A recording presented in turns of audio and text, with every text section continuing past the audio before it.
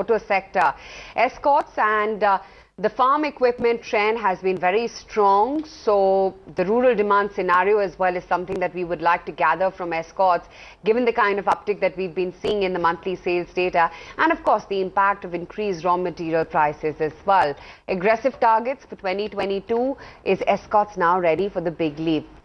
Let's welcome on board Bharat Madan, the Group CFO at Escorts, joining us on the show right now. Mr. Madan, morning. Your Q4 volumes have been extremely strong. What's the sense that you're getting as we slip into the new fiscal? Do you think this trend will remain, or would you say that what we saw last month was just an aberration coming in?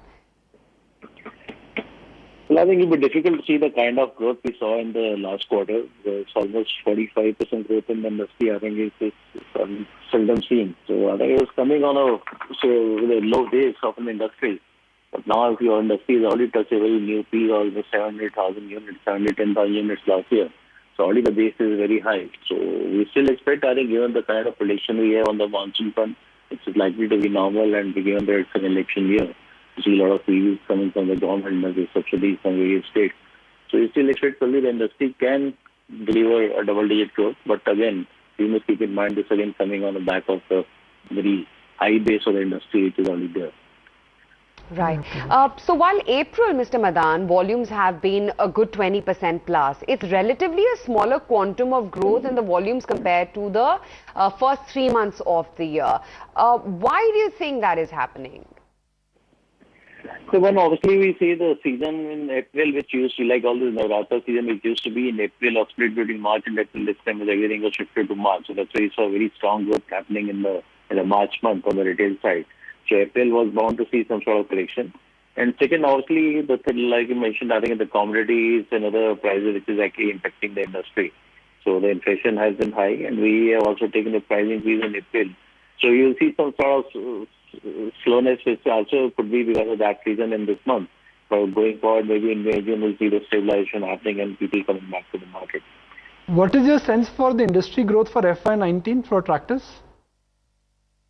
Yeah, we're indicating a high single-digit growth, but given the good prediction on the monsoon front, we expect probably you can still go with the low double-digit number. For FY18, do you think growth has beaten your estimates? Because I remember a conversation we had in April, May 2017, and you were talking about a early double-digit growth, and the growth has been phenomenal. Do you think this time also growth could surprise you? Well, this time, like you said, chances are low because the base is very high for the industry now. Because last year we saw the industry base is about 580,000 units. But today we're already sitting at 710,000 units. So all the quarters last year, if you look at, were more or less linear, and the last quarters was phenomenal growth happening. So we don't expect that sort of growth probably will be there. But yes, and you never know. I think we've seen surprises happening in the past, and we'll be keeping our fingers crossed with something like same thing gets repeated in future too.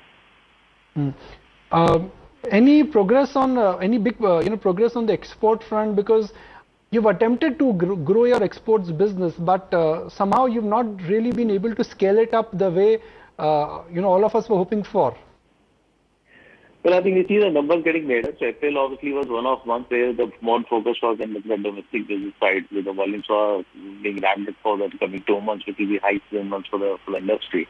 So, but you'll see the pickup happening again on export numbers from next month onwards. So I think we continue to show good momentum on export. So this time we're taking a target of 23-35% growth on export number over last year. So we expect, I think we should be there. But yes, like you said, we are still the lowest player in the export volumes within the industry. So there's still a lot of catch-up needs to be done from our end. Could you broadly tell us where is your plant capacity utilization? What I'm trying to understand from you is that given that you are factoring in or baking in a early double-digit growth, do you need to expand capacity, or existing capacity you will be able to service more demand? So last year we already hit almost 80% capacity utilization. So we are working on expanding capacity now. So this year we expect to probably, even if a double-digit growth, which will be reaching almost 100,000 units or near around that. So we'll be actually taking the industry, and within the year also there will be a lot of peaks which will be there because of seasonality.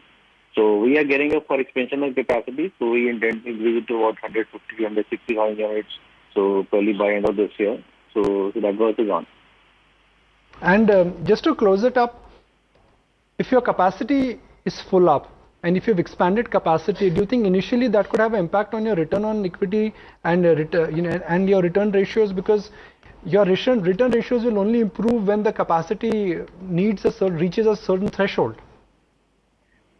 No, so this year will be, like I said, will be virtually taking on the capacity utilization front, and there's further investment getting planned now. So for this year, the capacity is enough, and we expect this year will be the best return ratios in terms of the overall utilization level. But obviously, once we do more investment on the capacity side, so some things do get impacted, and going forward, fully that will see some impact happening from FY20 on.